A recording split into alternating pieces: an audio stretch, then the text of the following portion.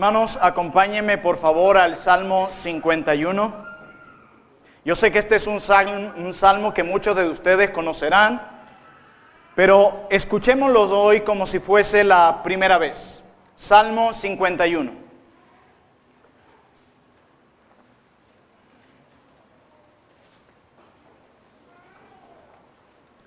Leemos la palabra de nuestro gran Dios y dice: al músico principal, salmo de David, cuando después que se llegó a Betsabé, vino a él Natán el profeta. Ten piedad de mí, oh Dios, conforme a tu misericordia. Conforme a la multitud de tus piedades, borra mis rebeliones. Lávame más y más de mi maldad y límpiame de mi pecado. Porque yo reconozco mis rebeliones y mi pecado está siempre delante de mí. Contra ti solo he pecado y he hecho lo malo delante de tus ojos, para que sea reconocido justo en tu palabra y tenido por puro en tu juicio. He aquí en maldad he sido formado y en pecado me concibió mi madre. He aquí tú amas a la verdad en lo íntimo y en lo secreto me has hecho comprender sabiduría.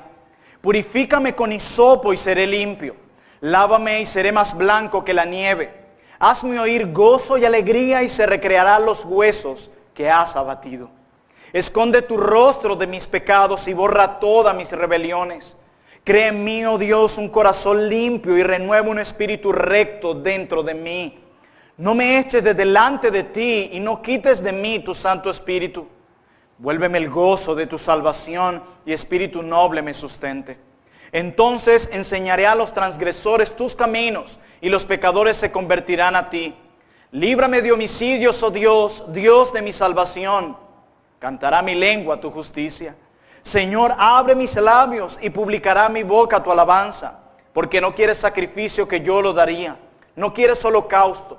Los sacrificios de Dios son el espíritu quebrantado. Al corazón contrito y humillado no despreciarás tú, oh Dios. Haz bien con tu benevolencia, Sión. Edifica los muros de Jerusalén. Entonces te agradarán los sacrificios de justicia, el holocausto o ofrenda del todo quemada. Entonces ofrecerán becerros sobre tu altar. Amén. Pueden sentarse, hermanos. Quisiera comenzar esta mañana con una pregunta para ustedes. ¿Qué es lo que nos diferencia de los incrédulos? Si yo te preguntase eso hoy y tuvieses la posibilidad de responder, ¿qué me dirías? Quizás algunos dirán, bueno, lo que me diferencia de los incrédulos es que ellos son pecadores y yo no. Error. Todos nosotros somos pecadores. De hecho, Juan en su primera carta dice que si decimos que no tenemos pecado, somos mentirosos. Ahora bien, otra vez la pregunta. Si yo les dijese, ¿qué nos diferencia de los incrédulos? ¿Qué me dirían? Bueno, que ellos sufren y los cristianos no. Error. Los cristianos también sufren. Aún los más piadosos sufren. Miren, cuando nosotros vemos en la Biblia, desde el Antiguo al Nuevo Testamento, nosotros podemos concluir con una verdad a la luz de esa pregunta. Lo único que nos diferencia de los incrédulos no es que somos pecadores o que ellos son pecadores y nosotros no. Lo que nos diferencia de los incrédulos es que a los creyentes, aquellos que han venido en arrepentimiento y fe a Cristo, sus pecados les son perdonados y a los incrédulos no. Lo que nos diferencia a nosotros de los incrédulos es el perdón de nuestros pecados. Y es precisamente de eso que quiero hablarles hoy. Del perdón que Dios otorga a sus hijos, pero también de la renovación que Dios ofrece al corazón de sus hijos. Por eso he titulado este sermón, Perdón y Renovación. Y quiero que examinemos nuestro texto de hoy con 2 puntos básicamente. Yo quiero que veamos en primer lugar el origen histórico del Salmo 51. Y en segundo lugar, el perdón y renovación que encontramos en el Salmo 51. Y sin más preámbulo, quisiera comenzar con mi primer punto. El origen histórico del Salmo 51. Son pocos los salmos que nos dan su origen histórico. O sea, ¿qué estaba pasando cuando el salmista escribió eso? Y muchas veces leemos los salmos y nos alegramos por lo que allí dice, pero no tendrán sentido para nosotros los salmos hasta que entendamos qué estaba viviendo el salmista cuando lo escribió. De esa manera, y en ese momento, entenderemos la esencia, la verdad detrás de cada uno de los salmos. Y el Salmo 51 en su primer encabezado nos dice su origen histórico. Dice al músico principal, Salmo de David, cuando después que se llevó a Betsabé, vino a él Natán el profeta. No voy a ir al libro de Segunda de Samuel para examinar esta historia con detalle porque no tenemos el tiempo. Pero nosotros sabemos que David en un momento se queda en su casa cuando su ejército fue a la guerra. Vio a una mujer llamada Betsabé cuando ésta se bañaba y la codició y la tomó y adulteró con ella. Y luego nosotros comenzamos a ver cómo David en su pecado comienza a idear estrategias para ocultar su pecado. Y David trae a Natán, uno de sus fieles de su ejército. Y le dice a Natán que se quede en su casa y duerma con su mujer. De manera que si Natán dormía con su mujer y esta que ya había salido embarazada, salía a la luz esta realidad, él podía ocultar lo que él hizo y achacarle este hijo a Urías. ¿Y qué pasó? ¿Qué hizo este soldado? Este soldado, quien era un soldado muy fiel a David, ¿el qué hace? Él no va. Él dice, yo no puedo quedarme aquí con mi esposa mientras el ejército está en batalla. Yo soy uno de tus más fieles. Pero cuando David no logra eso, idea todo un plan maquiavélico para que éste muera en batalla. Y de esa manera ocultar su pecado. La mayoría de las plantas que nosotros conocemos crecen con la luz. Muchas de las bellas flores necesitan sol para crecer. Muchas de las plantas que nosotros podemos tener en nuestros jardines o que vemos en las calles de Barranquilla necesitan sol para crecer. Pero hay una de ellas que no necesita luz para crecer y son los hongos. Los hongos crecen en la oscuridad, no en la luz. Y de esa manera es el pecado. El pecado crece en la oscuridad y muere cuando se expone a la luz. Es por eso que el libro de Proverbios nos dice que el que oculta su pecado no prosperará, mas el que lo confiesa y se aparta alcanzará misericordia. ¿Y qué es lo que está haciendo David? Ocultando su pecado, manteniéndolo en oscuridad. Y las consecuencias se dejan ver. Pero Dios envía un hombre llamado el profeta Natán para confrontar a David a través de una parábola, en donde el Natán a través de Dios le dice, tú eres ese hombre. Dios sabe lo que has hecho. Y miren lo que sucede, y aquí sí vamos a ir rápidamente al segundo libro de Samuel, sin perder de vista el Salmo 51. Segundo libro de Samuel, y vamos a leer específicamente el capítulo 12, versículo 7.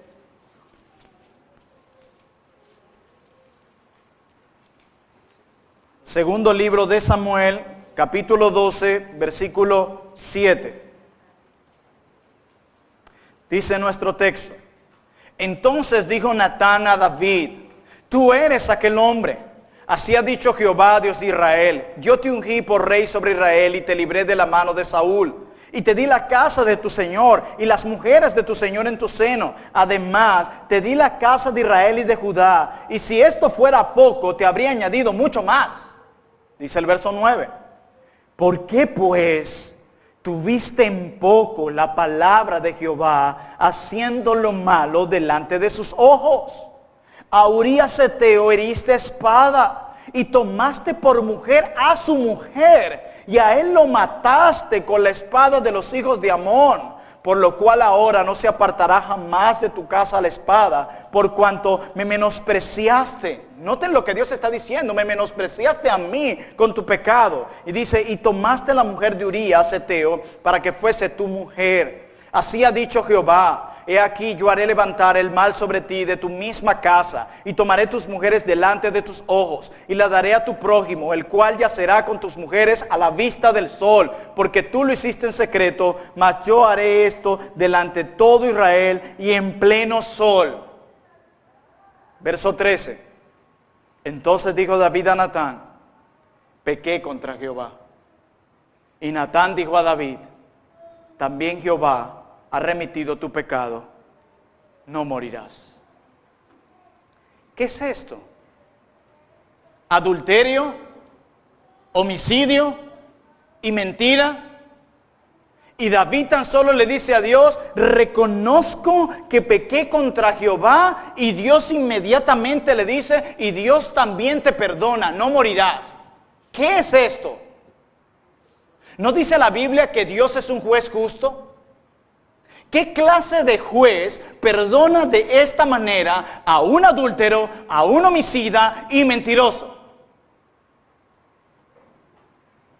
Pues Pablo responde a esa pregunta en el libro a los Romanos. Y yo no tengo el tiempo para ir al libro de Romanos. Pero Pablo nos dice que Dios cargó nuestros pecados en su Hijo Jesucristo, quien se ha convertido la justicia del pecador. Hermanos míos que están aquí, si Dios hubiese tomado el pecado de David y el de todos nosotros y lo hubiese ocultado debajo de la alfombra y no hubiese hecho justicia, Dios pudiera ser llamado un juez injusto.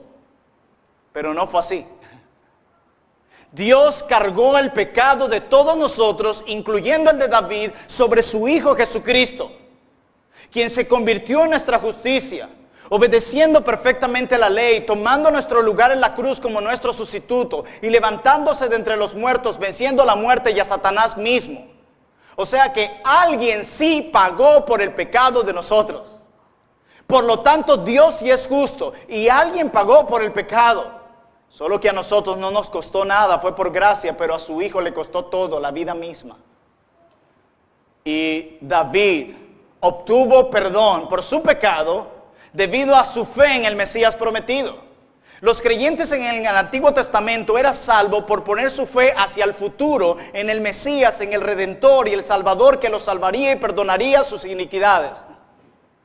Mas nosotros los creyentes del Nuevo Testamento o de esta era ponemos nuestra fe hacia el pasado, hacia algo que ya ocurrió, hacia algo que Cristo ya hizo, obedeciendo perfectamente la ley, muriendo en nuestro lugar en la cruz y levantándose de entre los muertos al tercer día.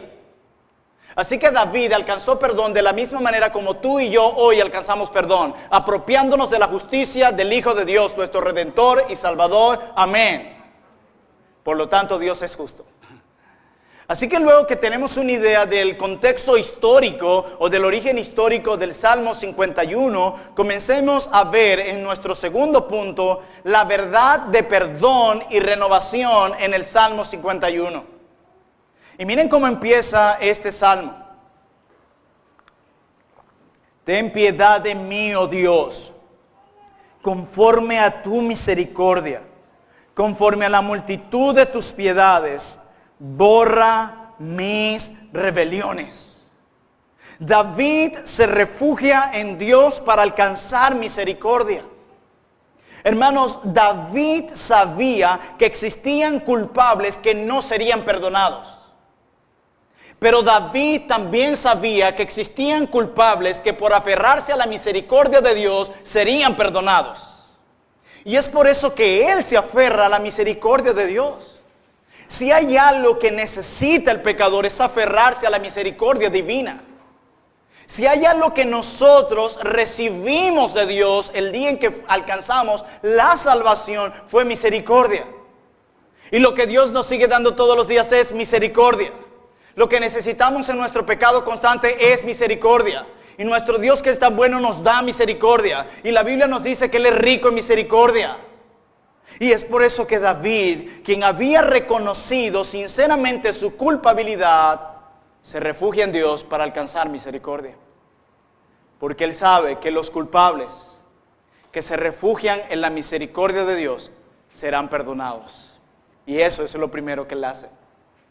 Pero David no está contento solamente con que Dios perdone su pecado. David quiere más, él quiere más, él quiere más. Y empieza a pedir a Dios renovación, un cambio en su corazón. Y mira cómo comienza el versículo 2 del Salmo 51. Dice, lávame más y más de mi maldad y límpiame de mi pecado. Miren lo que dice el verso 7. Purifícame con hisopo y seré limpio. Lávame y seré más blanco que la nieve. El hisopo era una planta que el sacerdote usaba en un ritual judío para limpiar a los leprosos, para que de esta manera los leprosos pudieran volver a la adoración en el templo. O sea, David está diciendo, límpiame, oh Dios, para que yo pueda volver a adorarte como lo hacía antes. Porque él sabía que su pecado se había convertido en un obstáculo para adorar a Dios de manera genuina y con gozo. Y mire lo que dice en el 10. Crea en mí, oh Dios, un corazón limpio y renueva un espíritu recto delante de mí. David no solamente pide perdóname de mis pecados, sino dame un nuevo corazón, limpia mi corazón. Yo no solo quiero perdón, Dios, yo quiero cambiar.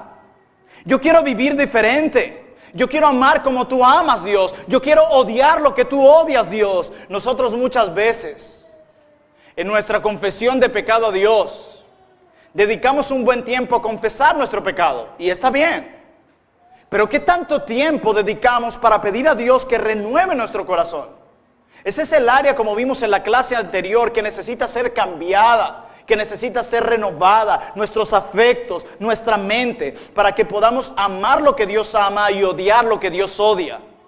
Y es por eso que David está pidiendo un cambio de corazón. Él se refugia en Dios, no solamente para alcanzar perdón, sino renovación, pero también para decirnos algunas cosas acerca de su pecado. David empieza a decir algunas cosas que deberían impactarte a ti y deberían impactarme a mí acerca de lo que él dice del pecado. Y miren cómo lo hace en el verso 3. Porque yo reconozco mis rebeliones y mi pecado está siempre delante de mí. Es como si él dijese, mi pecado está incrustado en mi conciencia. Es como una cinta que corre y corre y corre y no puedo detener. Mi pecado está siempre delante de mí. Vuelvo a citar a Juan.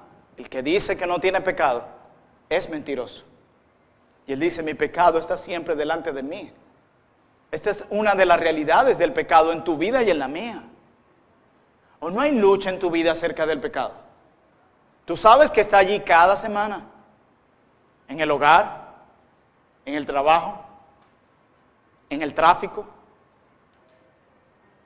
en los deseos no cumplidos. Ahí está siempre delante de mí. Muchos se impactaron cuando el pastor Edwin decía que aún en los hogares cristianos hay muchas veces violencia familiar. Y decimos, ¿qué? ¿Un hogar cristiano? Tenemos la idea de perfección. Ese perfeccionismo no existe. Y porque queremos crecer en santidad y en piedad, es por eso que pedimos como David, límpiame más y más. Pero la realidad es que las cosas no siempre van como queremos. Y no hemos llegado a la glorificación. Pero mire lo que dice David en el versículo 4. Él sigue dándonos realidades acerca de su pecado. Y dice, contra ti, solo he pecado y he hecho lo malo delante de tus ojos para que seas reconocido y justo en tu palabra y tenido por puro en tu juicio. ¿Ven eso, hermanos?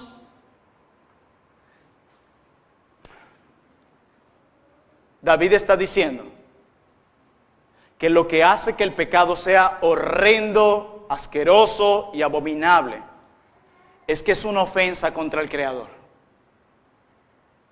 Es que es una ofensa contra el Creador del universo. Es eso lo que lo hace terrible.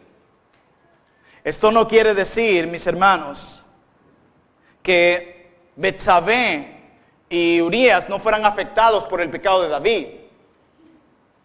No, herir a las personas es algo horrendo. Herir a nuestro prójimo es algo horrible. Pero lo que hace horrendo nuestro pecado es que es una afrenta contra Dios mismo. De hecho, cuando tú como esposo pecas contra tu esposa, realmente, en realidad, tú pecaste contra Dios y tu cónyuge salió salpicada de lo que tú cometiste contra Dios. Y es por eso que David dice, contra él solo he pecado. Solo he pecado. Él no echa la culpa a nadie. No es que es la zona donde yo vivía. Es que ese día no me sentía bien. Es que si tú conocieras a mi esposa, es que si usted conociera a mis compañeros de trabajo, es que usted conociera la universidad en la que yo estudio, todo el mundo en el exterior tiene la culpa. Yo no. Es como Adán, es que la mujer que tú me diste. No, David dice, contra ti solo yo he pecado. Si hay algo que nos ha llevado al fracaso y a la lentitud en nuestro proceso de santificación, es nuestro poco reconocimiento de nuestros propios pecados. A nosotros nos cuesta decir algo. ¿Y saben qué es? Yo tuve la culpa. Podemos definir e ilustrar el pecado del otro con una nitidez. Usted le pregunta a alguien, mira, ¿y qué tal tu vecino? Mire, es esto, pam, pam, pam, pam, pam, pam, pam. Y háblame un poco de tu pecado. Bueno, ahorita acordándome cuándo fue la última vez que pequé, no me acuerdo mucho. Y como pastores se identificarán con esto. Cuando tú tienes consejería matrimonial, todo el mundo le está echando la culpa al otro.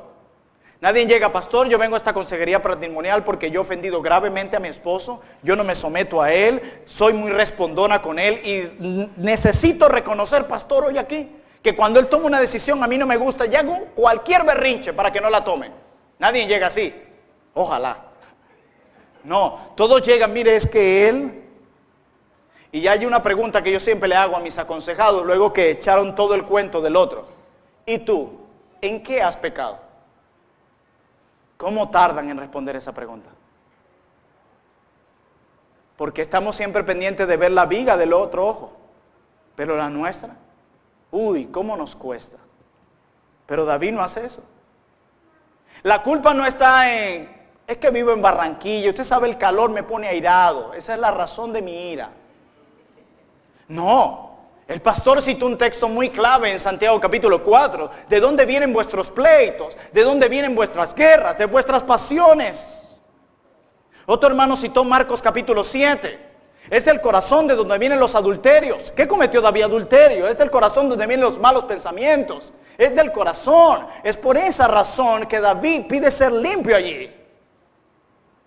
Mi corazón, no el corazón del otro. El mío necesita ser cambiado. Contra ti solo he pecado y he hecho lo malo delante de tus ojos.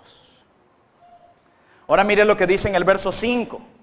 Hay otra realidad que David dice acerca de su pecado. He aquí en maldad he sido formado y en pecado me concibió mi madre, dice David.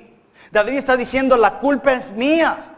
Todo esto lo hice porque esa es mi naturaleza.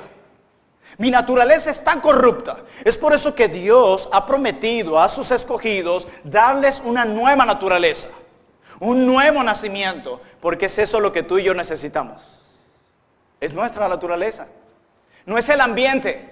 Es nuestra naturaleza. Alguien dirá, bueno, yo peco es porque son mis vecinos. No. Recuerda a Adán y Eva. ¿Dónde pecó Adán y Eva? En el jardín del Edén. ¿Dónde venció Cristo la tentación? En el desierto. Y dice el Evangelio según San Marcos que estaba rodeado de fieras.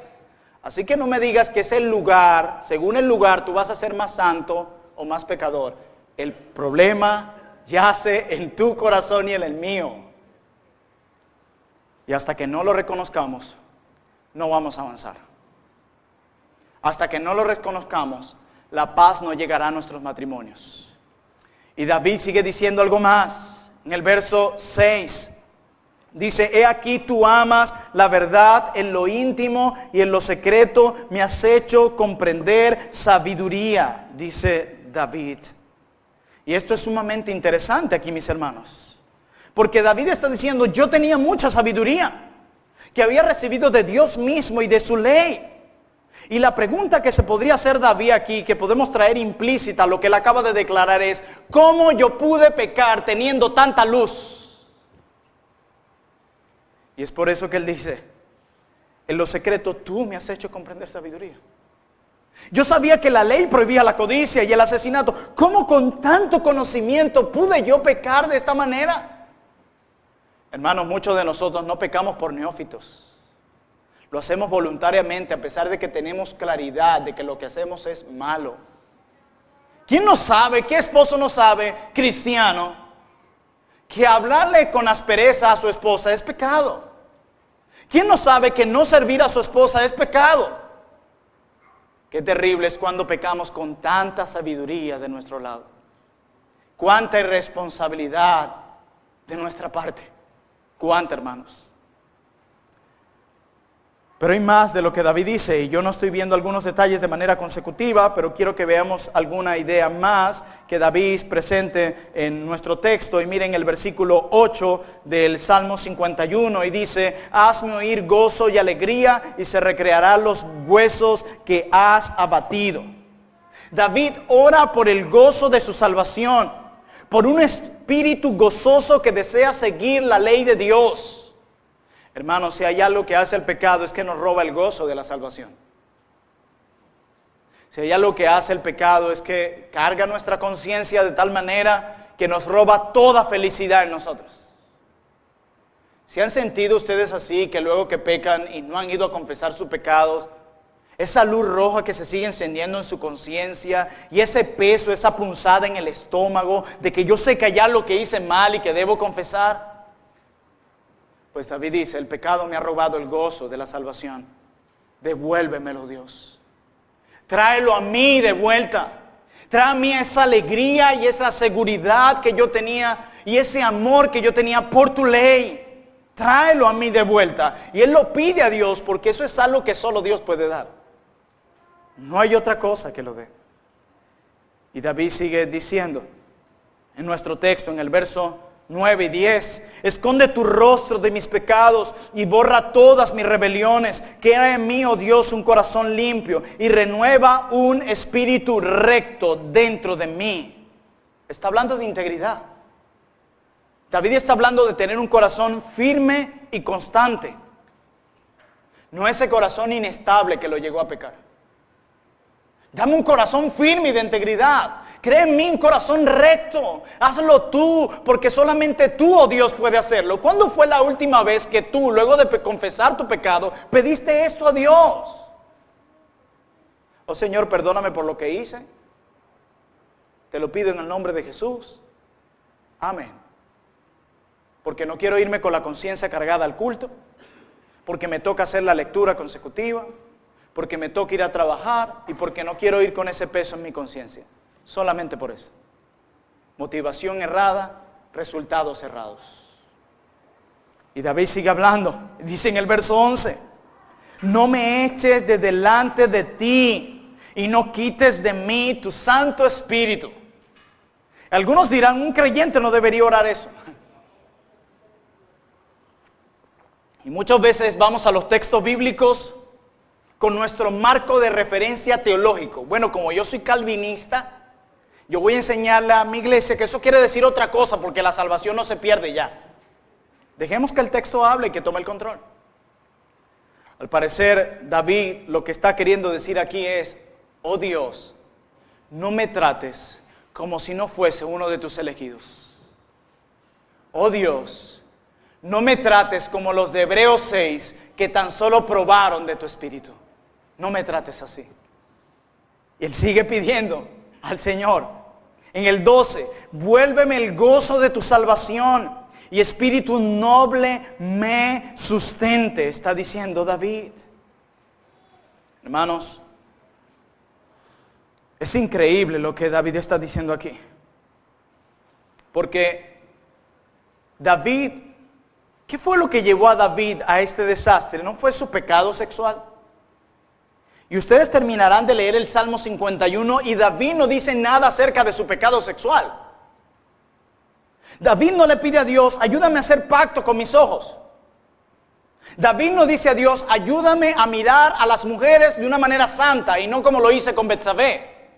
¿Se dan cuenta que David no dice nada de su pecado sexual en el Salmo 51? ¿Saben por qué? Porque David sabía que su inmoralidad sexual era solo el síntoma y no la raíz de su pecado. Así de sencillo. Él sabe que su pecado sexual es solo un síntoma, no la enfermedad. Y escuchen bien lo que voy a decir. Las personas ceden al pecado sexual por una gran razón. Porque no tienen plenitud de gozo y alegría en Cristo. El problema del pecado está en que no hemos atesorado a Dios, en que no hemos atesorado a Cristo por sobre todas las cosas. Esa es la raíz de todos nuestros pecados.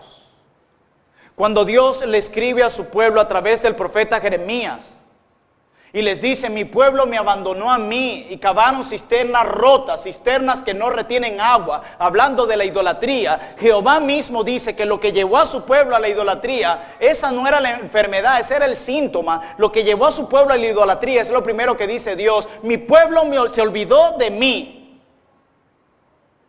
Mi pueblo ya no me atesoró como su mayor tesoro. Y es obvio que si Dios no es tu mayor tesoro, correrás hacia otro lugar. Siempre, siempre, siempre. Los hombres y mujeres se rinden al pecado porque Dios no tiene el lugar que debería tener en sus pensamientos y sentimientos. Esa es la raíz. Quienes están esclavizados a la pornografía constantemente buscan técnicas para salir de ella. Bueno, boto la computadora, bloqueo el celular, y todas esas cosas no son malas en sí mismas. Pero nuestro problema es de adoración. Siempre estamos adorando algo. La pregunta es: ¿qué es? Y solamente cuando el hombre atesora a Dios en todo su corazón, como su mayor tesoro y felicidad, podrá vencer los pecados de la lujuria y muchos más. Mientras tanto, será imposible. Mire lo que dice David en el 13. Entonces enseñaré a los transgresores tus caminos, y los pecadores se convertirán a ti. David no está satisfecho hasta que su vida quebrantada sirva para sanar a otros. David no se conforma con recibir el perdón de Dios. Él quiere que otros también experimenten el perdón de Dios. ¿Se dan cuenta de eso? Eso es algo que solo el poder del Evangelio puede hacer en el corazón de un cristiano. Dar la motivación, la gasolina que nos enciende hacia el evangelismo. A veces la apatía hacia el evangelismo olvida que hemos olvidado la remisión de nuestros antiguos pecados. Hemos olvidado de lo que Cristo compró por nosotros en la cruz. Hemos olvidado las realidades del evangelio en nuestra propia vida. Hemos olvidado la necesidad de estar convencidos del amor de Dios por nosotros. Por lo tanto, yo no voy a dar aquello que no tengo. Por eso David dice: ayúdame a experimentar el perdón, pero con la finalidad también de tener un evangelismo efectivo, de que los hombres conozcan de ti y se conviertan a ti. Eso es lo que él quiere. Pero David quiere más. Él no se conforma con el perdón, con la limpieza del corazón, con el gozo de la salvación. Él quiere más y más y más. Y él lo dice así en el verso 15 del Salmo 51. Señor, abre mis labios y publicará mi boca tu alabanza. David pide que Dios quite todo en su vida que pone su corazón insensible y apático a la adoración a Dios. David está diciendo a Dios aquí: oh Dios mío, elimina de mí todo lo que hace callar mi boca cuando debería estar en alabanza. A mí a veces me asombra cuando estoy en el culto público ver a hermanos callados mientras entonan los himnos, o sencillamente medio tarareando para cumplir. Y yo no estoy convencido de esa idea que cuando uno se les pregunta te dice: que a mí me da como miedo escénico. Eso es falso. Cuando Dios es nuestro mayor tesoro, no hay nadie que calle la boca del cristiano en alabanza. Nadie. Así esté aquí, parado delante de todos. Y David dice: Dios mío, quita de mi corazón aquello que se ha vuelto un obstáculo para cantarte a ti con gozo y alegría. Quítalo. Quítalo. Porque yo quiero alabarte a ti. Yo quiero cantarte a ti. Yo no quiero que mi boca se cierre. Quita eso de mi corazón. ¿Le has pedido esto a Dios luego de pecar? ¿Cuándo fue la última vez que ¿Oraste por esto? Alguien decía que hay dos elementos que deben estar en el arrepentimiento de todo hombre: dolor y alegría. Dolor por el pecado cometido contra Dios y alegría porque el pecado nos devuelve a Dios. Eso hace el perdón y el arrepentimiento. Una vez escuché esta anécdota y sin duda alguna me identifiqué, y por eso tomo este ejemplo como mío también. Cuando yo peco contra mi esposa Catherine y la ofendo con mis palabras y soy áspero con ella, yo salgo en la mañana y la veo en la cocina y ella está de espaldas a mí, ella no me mira a mí, y aquellas que están casadas saben que eso es lo que sucede cuando sus esposas o sus esposos las ofenden a ustedes. Y la razón por la que yo voy a pedir perdón a Catherine es porque yo quiero a mi esposa de vuelta. Es porque yo quiero disfrutar de nuevo de mi esposa. Y eso mismo sucede con el Evangelio. La razón por la que yo pido perdón a Dios por mis pecados no es para calmar mi conciencia de la culpa. No es para evitar ir al infierno. Es porque yo quiero disfrutar de Dios. Porque yo quiero disfrutar de mi Dios y decir como el salmista: en tu presencia hay plenitud de gozo. Yo quiero eso. Esa es la razón por la que yo quiero el perdón. Porque yo quiero a Dios de vuelta. Todo arrepentimiento que vaya con una motivación contraria a esa es falso. El perdón, el arrepentimiento, la muerte de Cristo, la resurrección de entre los muertos, no fueron un fin en sí mismo. Fueron un medio para lograr un fin: acercarnos a Dios. Es lo que dice Pedro en su primera carta, capítulo 3, versículo 18. Dice que Cristo murió por nosotros y se levantó de entre los muertos para llevarnos a Dios. Es eso lo que hace el Evangelio. Y Dios quiere que disfrutemos de algo más satisfactorio, de algo más pleno. Y ese es Él mismo. Y por eso Él envió a su Hijo, para que podamos disfrutar de Él para siempre. Y es eso lo que hace el perdón: devolvernos a nuestro Dios. Y en último lugar, versículos 16 y 17. Porque no quieres sacrificio, que yo lo daría. No quieres holocausto.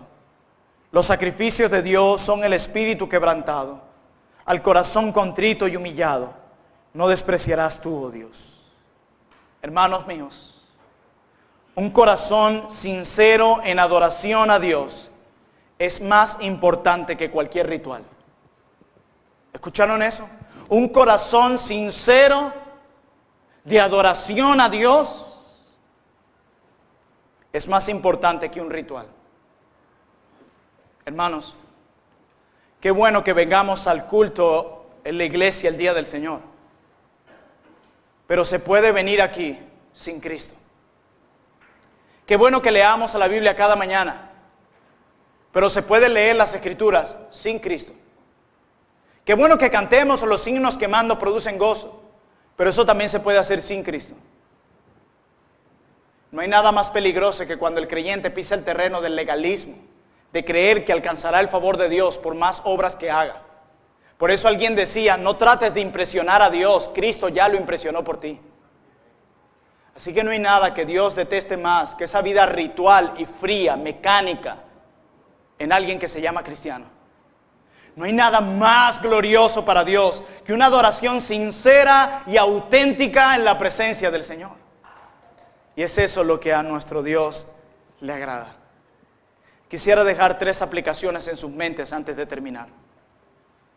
En primer lugar, quisiera decirles, hermanos, cuando peques y Dios te permita ver lo horrendo de tu pecado, pídele a Dios que te perdone, pero luego pídele a Dios que te renueve. También pídele a Dios que limpie tu corazón. También pídele a Dios que te devuelva el gozo de la salvación. También pídele a Dios que ponga un espíritu recto dentro de ti. También pídele a Dios que abra tus labios para que puedas alabarle. También pídele a Dios que puedas comunicar esta realidad a los transgresores para que se conviertan a Dios. También pídele a Dios que te renueve. No solo pídele que te perdone. Pídele que cambie tus afectos y pensamientos. Pídele que te ayude a amar por medio de su poder y su espíritu que ha hecho morada en los creyentes. Que te ayude a amar lo que Él ama y a odiar lo que Él odia. En segundo lugar, el problema con el pecado, hermanos, es que lo atesoramos más que a Dios. El pecado ciega la belleza de Dios, decía alguien. El pecado oscurece la belleza de Cristo. Por eso no es un secreto que muchos cristianos digan, es que me acerco a la Biblia y yo no siento el gozo que sentía antes. Hay una piedra en el zapato muy fuerte en la vida del cristiano para lograr eso y se llama pecado. Y solamente el Evangelio puede lidiar con eso. Únicamente el Evangelio. Hermanos, la verdadera necesidad que tenemos nosotros es Dios. Nuestra mayor necesidad es hallar alegría en Dios. Solo cuando crezcamos en atesorar a Dios como nuestro mayor tesoro, es allí donde vamos a ver o cuando vamos a comenzar a ver victoria sobre nuestros pecados. No es con reglas, no es con normas, no es con rituales. Es encontrar deleite y gozo en Dios. Es allí donde se ganan las batallas y eso se hace por medio de la fe. Todo lo que no proviene de fe es pecado. Así que aún nuestra batalla contra el pecado se lidia por medio de la fe. Hermanos, nosotros elegimos lo que creemos nos hará más felices. El joven que ve pornografía lo ve porque ha creído la mentira de que ver pornografía lo hará más feliz. Aquel que va de impuesto cree la mentira de que evadiéndolo será más feliz. Aquel que miente ha creído la mentira de que haciéndolo será más feliz. O sea que todo se trata de lo que creemos nos hará más feliz. Ahí es donde está el error de todos nuestros males. Por eso necesitamos dejar de creer eso, perseguir un deseo mayor y debemos estar cada día más convencidos de que Dios es la fuente de todas las alegrías. Dios y solo Dios, no hay otro. En tercer y último lugar, hermanos, ¿por qué quieres que Dios te perdone? ¿Cuál es la razón por la que cada semana vas a Dios a pedir que te perdone? ¿Cuál es? Pedro dice que el perdón se nos dio para llevarnos a Dios. Así que la razón por la que tú y yo debemos ir a confesar nuestros pecados diariamente es porque el pecado nos impide disfrutar de nuestro Creador. La razón por la que Dios nos ha dado el Evangelio es para acercarnos a Dios y para que podamos disfrutar de Él para siempre y Él se convierte en nuestra plenitud de gozo. Esa es la razón.